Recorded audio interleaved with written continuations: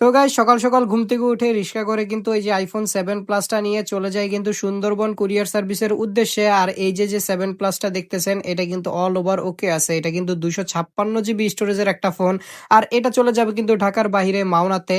আর এই যে দেখতে পাচ্ছেন এই বক্সের ভিতরে কিন্তু একটা অ্যাডাপ্টারও রয়েছে। আর আমি বক্সের ভিতরে কিন্তু এই যে আইফোন 7 প্লাসটা কিন্তু সুন্দর করে এখানে রেখে বক্সটা কিন্তু এখানে আটকিয়ে দিয়েছি। তো আরেকটা কিন্তু আইফোন 8 প্লাস আমরা কিন্তু ঢাকার বাইরে পাঠাইছিলাম। অনেক কাস্টমার আছে ভাই ফোন নিবে না কিছু না, ফাও অর্ডার করে বসে থাকবে। তো আমাদের ভাই কষ্টের টাকা দিয়ে আমরা ফোন পাঠায় থাকি। তো এই ফোনটা কিন্তু রিটার্ন চলে আসছে। এই যে সে কিন্তু ফোনটা রিসিভও করে নাই ভাই।